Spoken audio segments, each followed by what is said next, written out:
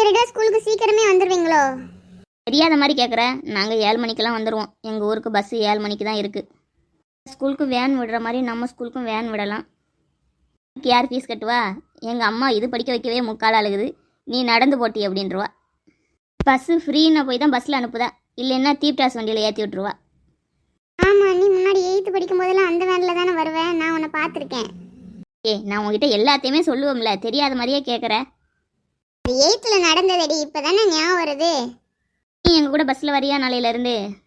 நான் எங்கள் அம்மாட்ட கேட்டு பார்க்குறேன். என்ன எனக்கு பாஸ் இன்னும் ரெடி ஆகலை, பாஸ் ரெடி ஆகிடுச்சுன்னா நான் பஸ்ஸில் வரேன். இன்னைக்கு பூமாரி ஸ்கூலுக்கு வருவேன்ட்டு சுதன் சொல்லிக்கிட்டு இருந்தான், உனக்கு தெரியுமா? ஆமாம், அடுத்த வருஷம் பெரிய ஃபங்க்ஷனாக வச்சுக்கலான்னு அவங்க அம்மா சொன்னாங்களாம். அதனால் இன்னைக்கு ஸ்கூலுக்கு வந்துடுவான்னு தான் நினைக்கிறேன். அதுக்கெல்லாம் பெரிய ஃபங்க்ஷனாக வச்சாங்களாடி? வீட்டில் நான் 2வது பொண்ணுனால சிம்பிளாகவே முடிச்சிட்டாங்க. நேற்று மேக்ஸ் டீச்சர் 10 சம் கொடுத்தாங்களே, நீ எல்லாம் எழுதிட்டியா?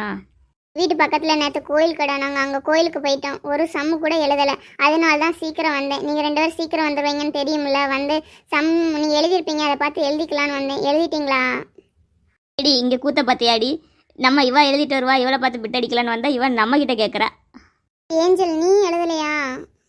எனக்கு காய்ச்சல்னா அதனால் ஒன்றுமே எழுதலை. இங்கே வந்து தான் போட்டுட்ருக்கேன். 8 முடிச்சிருக்கேன், நீ 2 தான் இருக்குது, முடிச்சிருவேன். முடிச்சுட்டு தரேன், நீங்கள் எழுதுங்க. ஆமாம், நீ இப்படி தான் சொல்லுவேன். பிற மேடம் ஒன்று ஓலை இருக்குது, என்னை திட்டுவாங்கன்ட்டு நீ நோட்டை தரமாட்டேன். உன்னை பற்றி எனக்கு தெரியாதா? உன்ட்ட வாங்குறது ஒன்று தான், வாங்காமல் இருக்கிறது ஒன்று தான். ஆமாடி, டீச்சர் கண்டுபிடிச்சிருவாங்கல்ல, எல்லாம் ஒன்று போல் எழுதியிருக்கீங்கன்னு கண்டுபிடிச்சிட்டாங்கன்னா என்னத்தானே திட்டுவாங்க. ஆமாதாயி, நீ எழுதுனதை நீயே வச்சுக்கோ, எங்களுக்கு ஒன்றும் வேண்டாம். நாங்கள் டீச்சர்கிட்ட அடி கூட 2 அடி வாங்கிக்கிறோம். உன் நோட்டை பார்த்து நான் எழுதலை. என்னாலலாம் அடி வாங்க முடியாதுப்பா, நான் ஒரு 5 சம்மாச்சும் போட போகிறேன். எழுதிட்டு அப்படியே ஏன் நோட்லையும் காப்பி பண்ணிடு, சரியா? இந்த நோட்டில் நான் எப்படி எழுத முடியும்? டைம் ஆகும்ல, நான் எழுத பார்த்து அப்படியே எழுது. ஏய், பூமாரி வந்துட்டா. வாட்டி, நல்லா இருக்கியா? நல்லா தின்னையா எல்லாத்தையும்?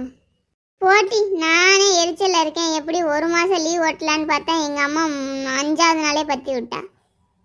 யாரும் லீவ் எடுக்க பார்த்து நான் எவ்வளோ கனவு கண்டிட்டு இருந்தேன். நீண்ட நாள் ஆசை இப்படி புஸ்வானமாக போகும்னு நான் நினச்சி கூட பார்க்கல. என்ன டீ, பூ வைக்கல, மஞ்சள் தைக்கல, பெரிய பிள்ளான மாதிரி ஒன்றுமே தெரியலை. எல்லாம் பண்ணால் பேய் வந்து பிடிச்சிருமா. எனக்குன்னு ஒன்று வீட்டில் என்னை பெற்று போட்டது இருக்குல்ல, அது சொல்லி விட்டது. ஆமாட்டி, நம்ம ஸ்கூல் பக்கத்தில் தானே சுடுகாடு இருக்குது, அதனால தான் சொல்லியிருப்பாங்க. பேயெல்லாம் இருக்கா? நீங்களாம் நம்புறீங்களா?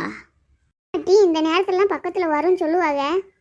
பேக்கை திறந்து பாருங்களேன், வேப்பங்கொலை, கறிக்கட்டை, சினுக்கு வலி, என் ஆத்தாக்கறி இதெல்லாம் போட்டு விட்டுருக்குற.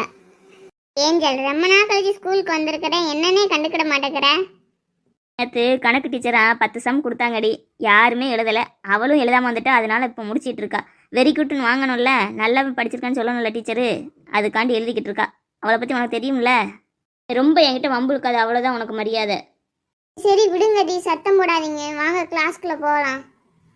ஏதாச்சும் ஸ்நாக்ஸ் கொண்டு வந்திருக்கியாடி? வேப்பங்குளம் வச்சுருக்கேன், வந்து தின்னுங்க. ஆளுக்கு 2 வாங்கிக்கோங்க, வாங்க.